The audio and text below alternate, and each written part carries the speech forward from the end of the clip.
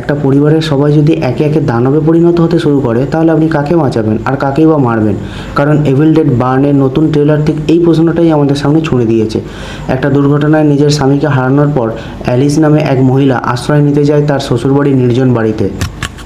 সে ভেবেছিল সেখানে গিয়ে হয়তো একটু শান্তি পাবে, কিন্তু জানতো না তার জন্য অপেক্ষা করছে জীবন্ত নরক। ট্রেলারে দেখা যায় একটা রহস্যময় প্রাচীন বই আবিষ্কারের পর সব কিছু বদলে যেতে শুরু করে। বাড়ির সদস্যরা একে একে দানবে পরিণত হতে লাগে। যে পরিবার কয়েক মুহূর্ত আগে একসঙ্গে বসেছিল তারাই পরিণত হয় রক্তপিপাসু দানবে। আর এখানেই এভিল ডেড বার্ন অন্যরকম।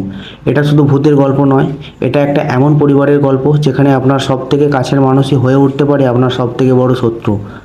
ট্রেলারের ভিজুয়ালগুলো সত্যিই ভয়ঙ্কর। রক্ত বিভৎসতা, চিৎকার আর একের পর এক অস্বস্তিকর দৃশ্য দেখে মনে হচ্ছে পরিচালক এবার কোনো রকম ছাড় দিতে রাজি নয়। অনেকেই ইতিমধ্যে বলেছেন এভিল ডেড ফ্র্যাঞ্চাইজির সবথেকে নৃশংস এবং ভয়ঙ্কর অধ্যায় হতে পারে এভিল ডেড বার্ন। সবথেকে ইন্টারেস্টিং বিষয় হলো ট্রেলারের কয়েকটা দৃশ্য আগের এভিল ডেড সিনেমাগুলোর সংযোগের ইঙ্গিতও দিয়েছে। ফলে অনেক ভক্তের ধারণা হয়তো এবার ফ্র্যাঞ্চাইজির বড় কাহিনীর সঙ্গে এই সিনেমার সরাসরি সম্পর্ক থাকতে পারে। আর একটা জিনিস আমার নজর কেড়েছে ট্রেলারের tagline, family is the root of evil.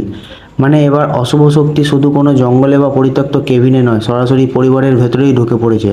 সত্যি বলতে এভিল ডেড রাইজের পর আমি ভাবিনি এত তাড়াতাড়ি আবার এমন একটা ট্রেলার দেখতে পারবো।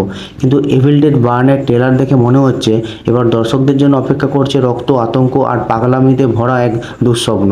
তাহলে প্রশ্ন হচ্ছে, অ্যালিস কি তার পরিবারকে বাঁচাতে পারবে, নাকি তার নিজের প্রিয় মানুষগুলোকেই শেষ করে বেঁচে থাকতে হবে? সেটার উত্তর জানা যাবে একমাত্র সিনেমাটা মুক্তির পর। কিন্তু একটা কথা নিশ্চিত, যদি আপনি হরর সিনেমার ভক্ত হন তাহলে এভিল ডেড বার্ন এই বছরের আপনার ওয়াচ লিস্টে অবশ্যই থাকবে। আপনারা যদি ইতিমধ্যেই ট্রেলারটা দেখে থাকেন তাহলে অবশ্যই কমেন্টে জানান আপনাদের কেমন লাগলো।